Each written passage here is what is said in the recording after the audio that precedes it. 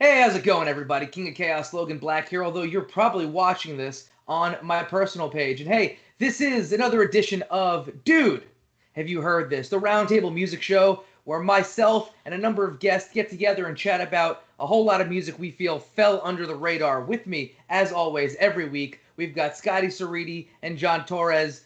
Sound up, guys. How's it going? Hello, everybody. Gentlemen, ladies, everybody. And joining us as this week's guest, we had his tag partner on a couple weeks ago talking about Weird Al. But this week, it's going to be a massive change of pace. We've got Iron Rip Byson. Rip, go ahead, lay into us. What's up, guys? Happy to be here, man. This was really fun already. Yeah, dude, I'm stoked for this week. So, yeah, again, I mean, we know about it, but you guys don't know our choices. But this week was a very metal-centric week. Metal. Very metal. Very heavy.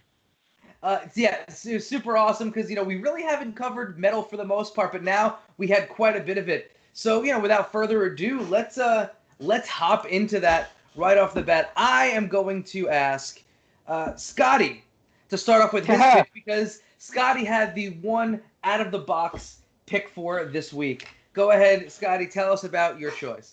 My pick this week was The Chemistry of Common Life by Canadian hardcore / indie band Fucked Up. It is their second record. I personally think it's their best. I was going to go with Hidden World because it was the first, but this is the record that I feel more flies under the radar just because there are so many really, really good songs. Son the Father is awesome. Crooked Head is great. Black Albino Bones, Royal Swan. It's just bangers front to back. It's a long one. Like it's a sit for an hour and listen to an album type of album, but it's so good and it's so varied. And I'm glad I was able to talk about it here because I don't think I could go to my punk friends and be like, "Hey, listen to this hardcore album. It starts with a flute, but stick with it. I promise."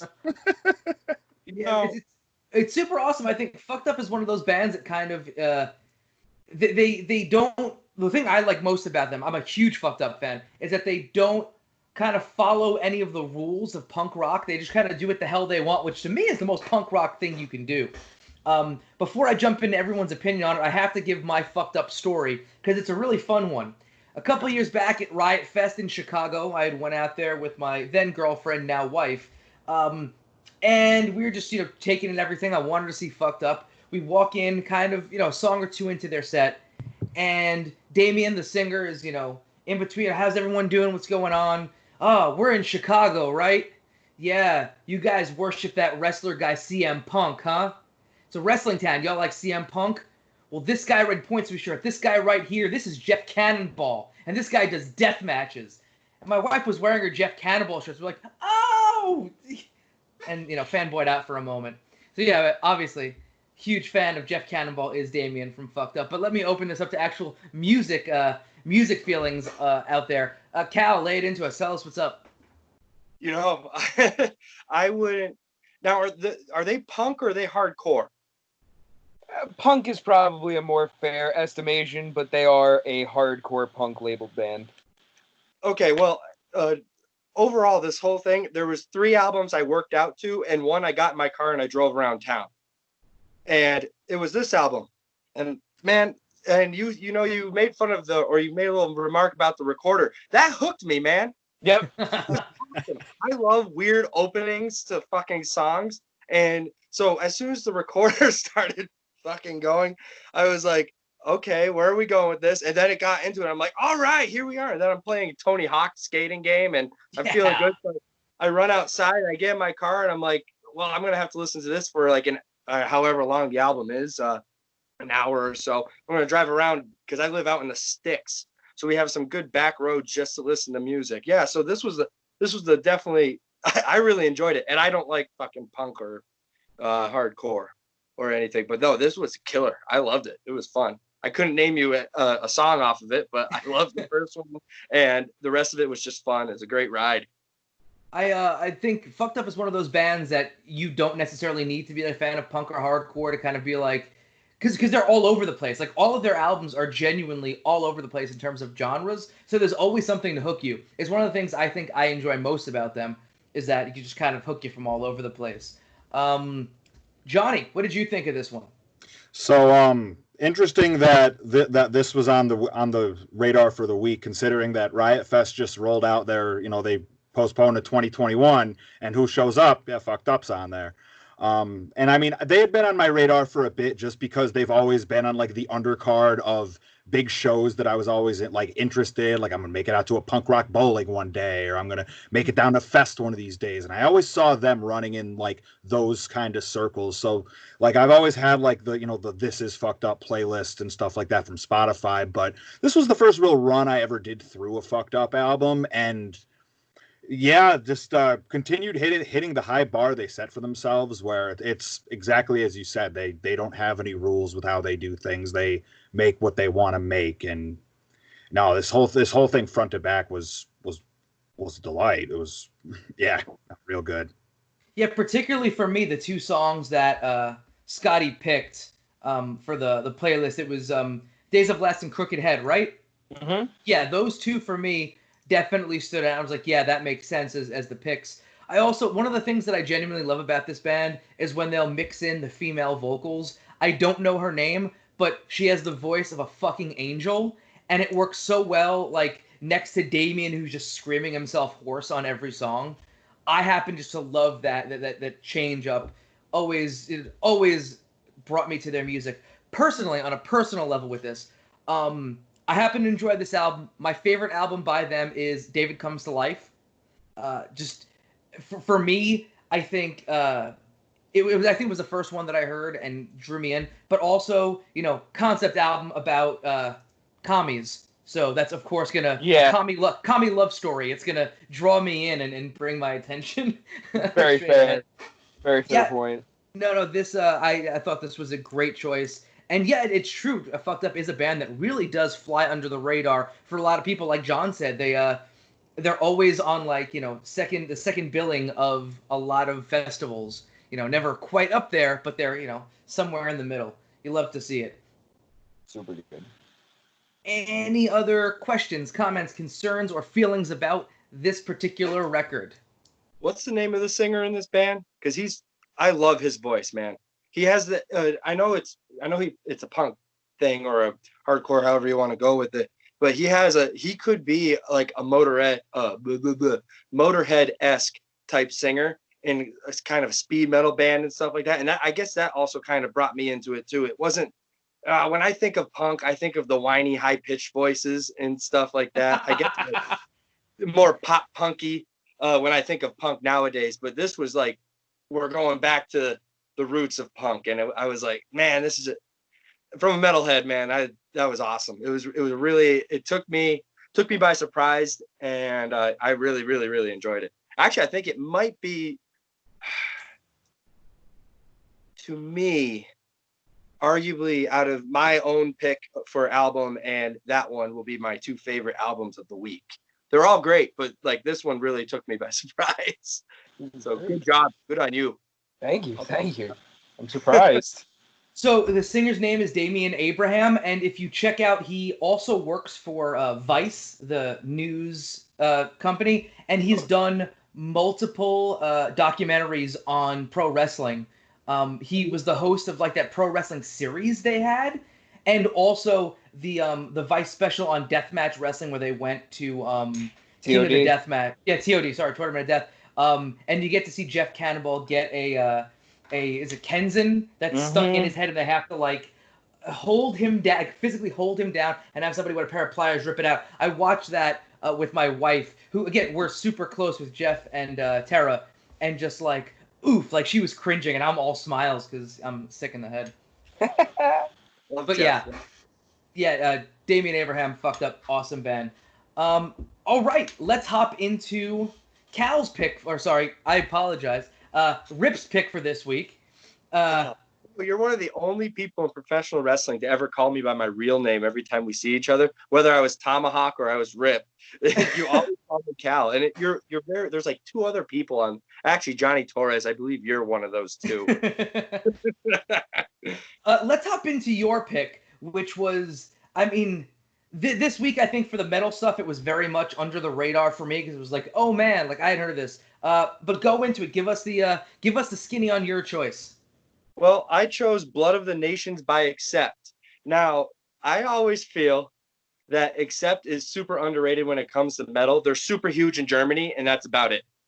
And I actually, if they made it, their most mainstream song would be Balls to the Wall, which made it onto the Wrestler soundtrack. That's when he's having the montage of him coming back after he fucked up the date with his daughter and fucked up the date with the stripper. And he was just like, fuck it, let's go die in a ring. Yeah, they played that song. So everybody seems to know that. This album is technically, it's their first album with their current singer, Mark Tornillo. They had three singers, so this is the third. This is the second replacement. The first replacement didn't last too long, but anyways, I thought this went back to what made them big. It's just raw. It's heavy. What you call it? It's just every song hits. When I first heard "Beat the Bastards," which I actually chose for the playlist, I was like, I was in the gym and I was just headbanging the entire time. People were looking at me weird, and they actually had to tell me to calm the fuck down. And then just went there. And I also discovered this album not by listening to the whole album or like finding it in a CD in a store. I was on my Google Music app, and I clicked on, I think it was a Ronnie James Dio or it might have been a Judas Priest playlist, and they played all these Accept songs. And I'm like, wow, I love all these songs. These are great. I'm going to look up what album each one came off of. Come to find out they're all on the same album. It was awesome. So yeah. As we go through it, it's just, it's a comeback album for them. It went number one in Germany. If that matters to the world, it doesn't anymore, sadly. But yeah, it's just, Metal Magazine voted it number one comeback album, but nobody heard of it. Nobody cares about Accept. So I was leaning towards Motorhead because I love Motorhead, but this just felt right for the show. And man, it was so hard to pick two songs off of it for me because like they have the speed metal. Beat the Bastards is more of their speed metal, like they're a classic from them, also known as Fast as a Shark. It kind of goes to that route, but then they have like where is it? New World Coming, which is a slower, more melodic kind of marching kind of song, and they just hit everything in between. I just love it. I can't say enough about this band. I was gonna say, as a fun note, just because I'm a nerd, "Fast as a Shark." I'm glad you brought that up because I was gonna bring it up. "Fast as a Shark" was the song that got Charlie Benante into Anthrax. When he was trying out for the band, they were making sure that he could play the double bass as fast as, because at the time, "Fast as a Shark" was the fastest double bass song in metal. So that was the tryout song. Invented speed metal. Accept did this, and they've been under the radar. And man, everyone listen to them. Jeez, they have more than one song. Let's hear what the rest of you guys think. Johnny, what's up? So first introduction to Accept was Balls to the Wall, but not in The Wrestler. It was in Guitar Hero.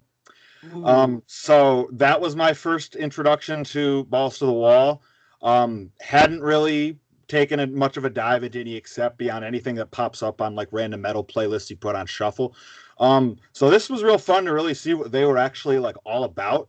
I went in expecting like I'm gonna get some speed metal out of this. What I was not expecting, and it popped me for like crazy, was I want to say it was the Blood of the Nations, the song that started injecting like a little bit of folk metal into it, like.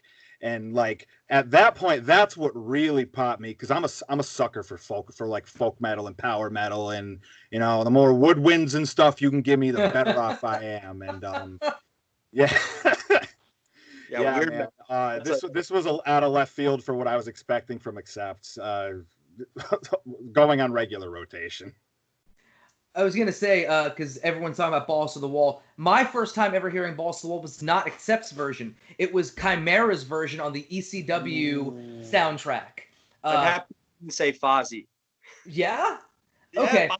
I've never heard Fozzie's version. I did Chimera, and I'm a huge Chimera fan. One of their albums is one of 3 metal albums that is on my list of albums for the show. But it was not a good cover. It was not at all. I love the band, but Accept, like, you have to hear the Accept version. Scotty, lay it on us. I love Accept. I've loved Accept for a long time. My first two intros to heavier music would have been Accept and UFO. So speaking on the lineup changes, I get it, I feel it, I understand it.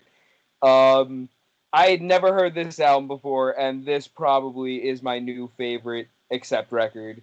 Blood of the Nations is probably one of my favorite songs, as well as Kill the Pain and Rollin' Thunder back to back. It was just, this is such a good record.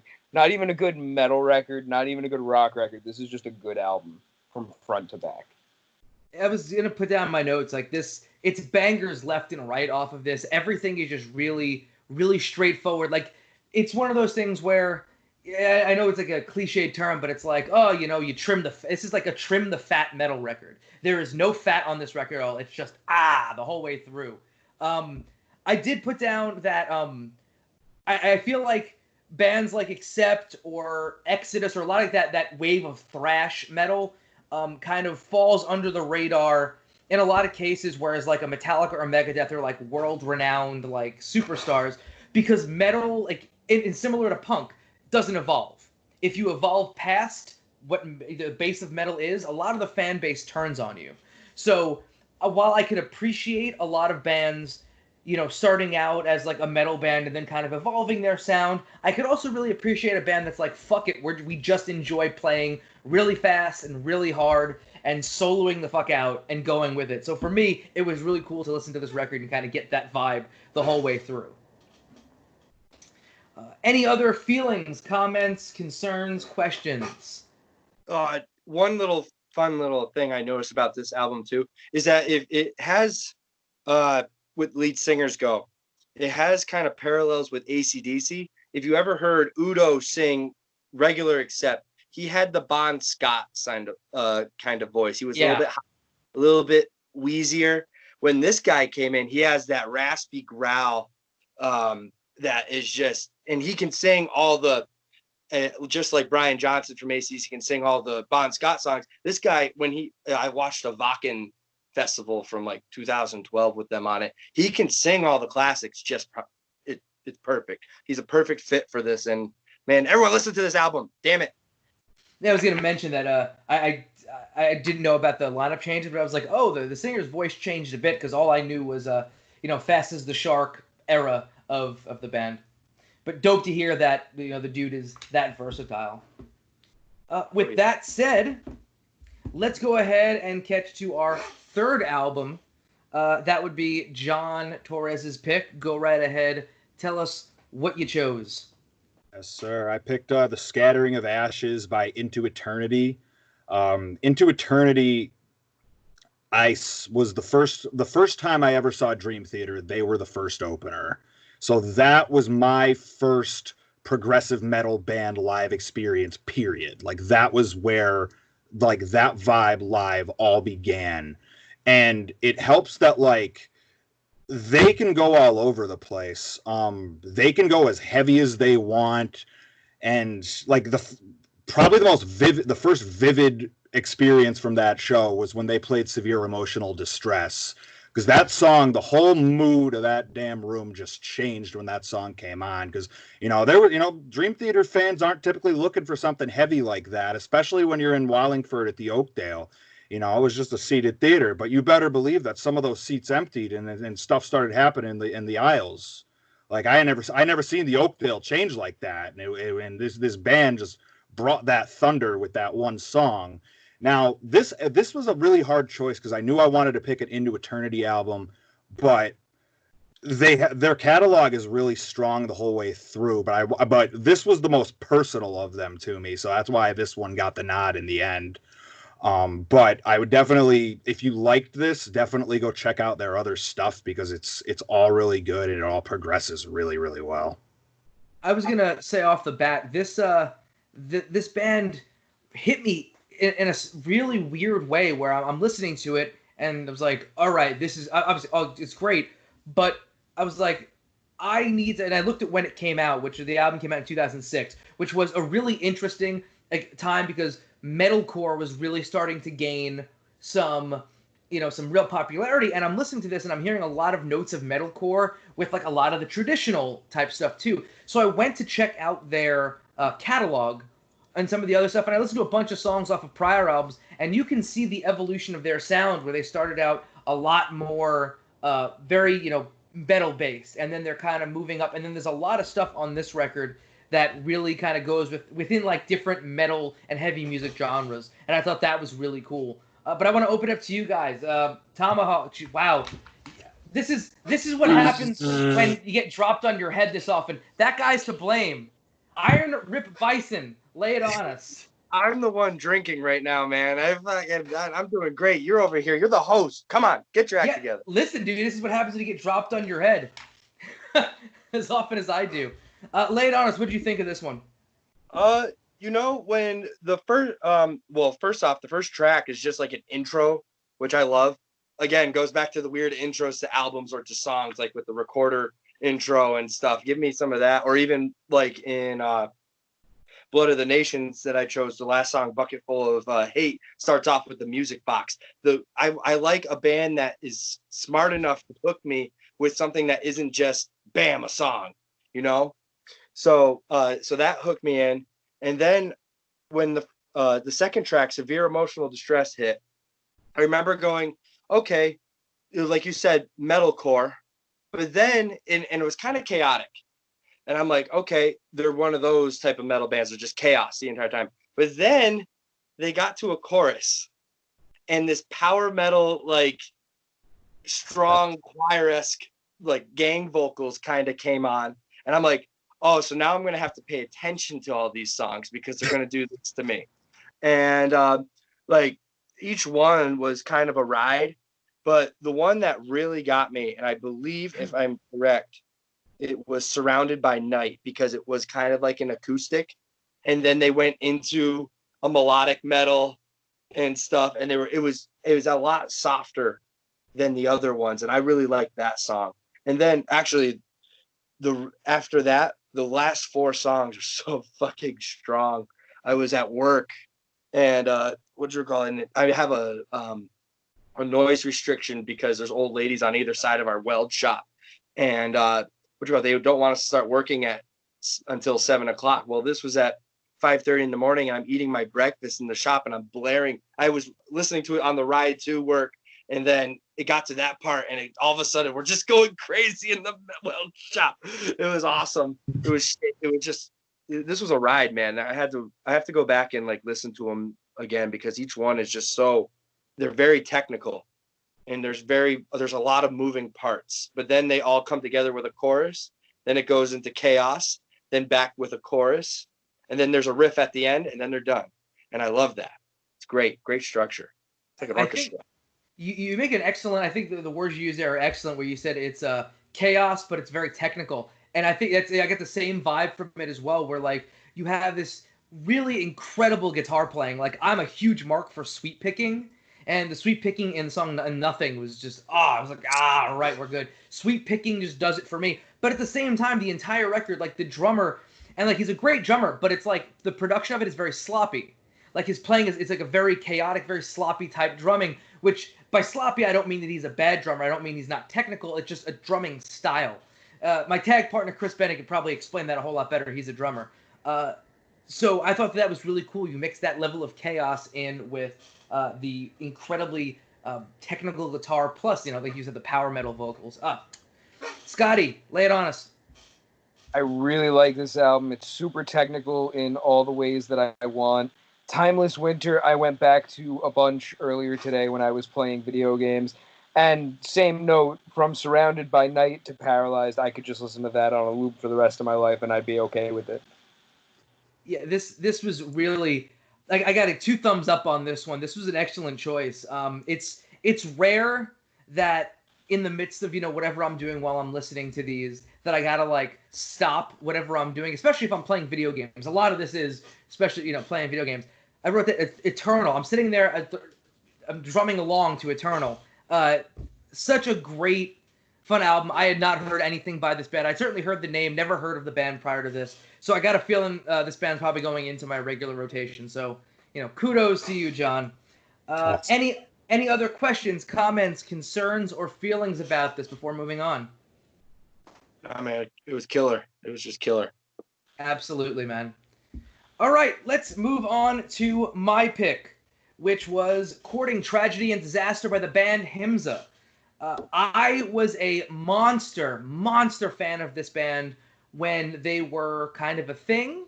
I don't think they were necessarily ever popular, but when they were doing like, regular touring and putting out records, I was a humongoid fan. Saw them play at CBGB's, a rare CB metal show. But yeah, that was really, really fun.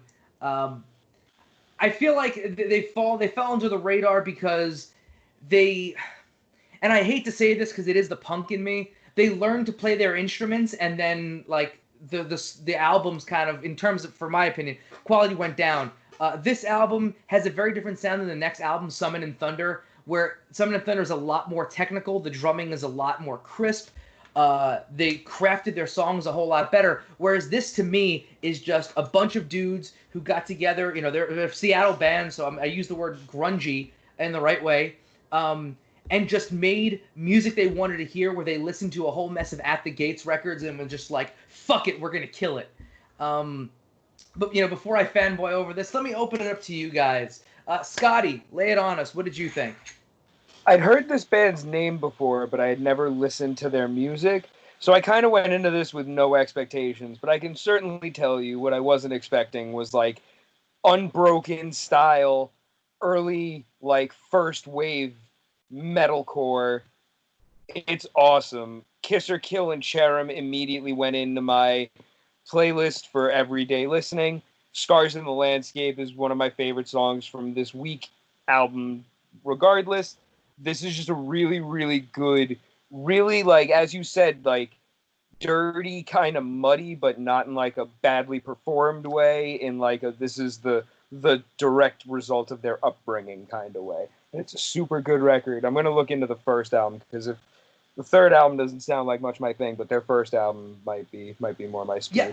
I mean, you might dig the other stuff, because, they certainly retained a bit of their sound, but they definitely learned how to craft songs better. It's the same thing you see with, like, punk rock bands, where, like, the first couple of records are, punk rock, and then eventually they learn to play their instruments, and it's, not quite as evil, you know what I mean?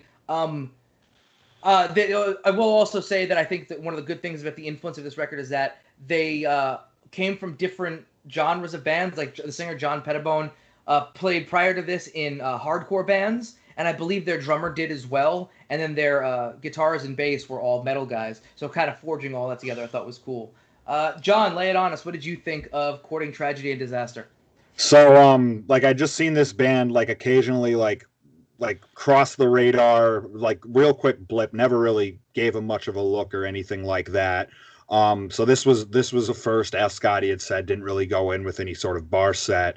And right away, first wave metalcore is a good way of putting it. Like, my first thought was, I feel like this was a little ahead of its time. Not much, but just a little bit.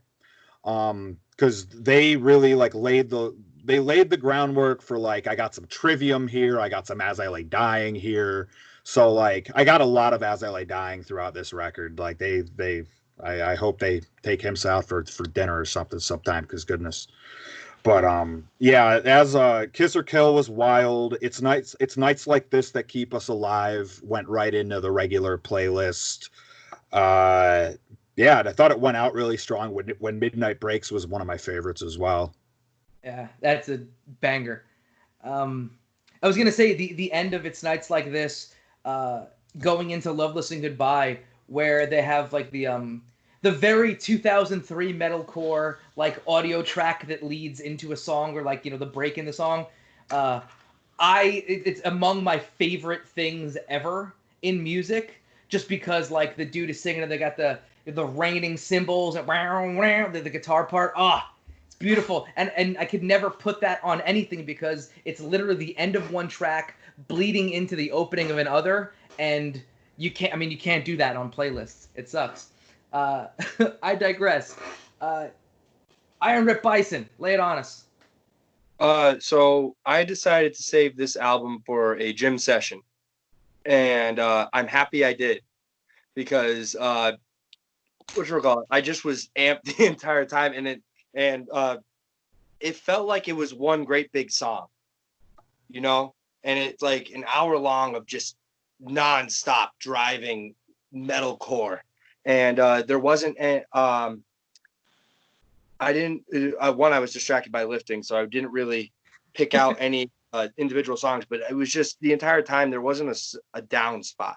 And I like that in metal and rock and stuff. I don't like, even on my album that I chose, there was some slower songs and stuff, but sometimes you just need a good album where it's just in your face. And this one was just madness. It was awesome. I worked out longer than I normally do because I had to finish the album. I was all on all sorts of pre-workout and stuff. I was feeling good, and this stuff was just, my heart was beating as fast as the drums and the thing.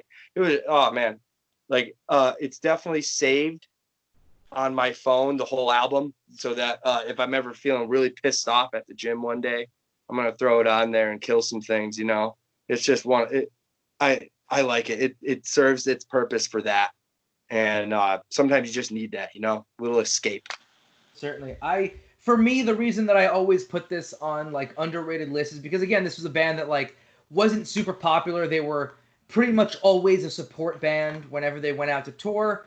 But like all the sounds, everything mixed in on this record, I really feel like, you know, Johnny said there's like a lot of influence, you know, for a lot of other metalcore bands, and I really feel like this band gets lost in the shuffle of a lot of those because they just weren't that popular, and they were such a great live band. And I really think like the sound on here, again, as At the Gates influenced as it is, all metalcore is At the Gates influenced, it still holds its own sound, which I love. Yeah, like I said, this is among 3 metal albums that I have on that list. So I have to pick them sparingly so when I know I've got a metal guy on here to throw it out there. But yeah, there's only 3 metal albums I've gotten. This is one of them. And yeah, this is I listen to this album at least once a month. I guaranteed. Any other questions, comments, concerns, or feelings? Oh, man. Cool. So we are going to move on now, before we get out of here, to the question of the week. This week's question is, what is your favorite movie soundtrack? I'm going to start with Scotty because I think I might see his answer in the background, or he might be trolling us. I don't know. Let's see. No, you do. The soundtrack to Romeo and Juliet, the film with Leonardo DiCaprio. I really, really like this because it's the most random collection of just like Garbage, Everclear, Gavin Friday, 1 Inch Punch, which if you're not familiar with them, they are a rap grunge group that's led by the lead singer of She Wants Revenge. Red Durst is and it's got the Butthole Surfers on it.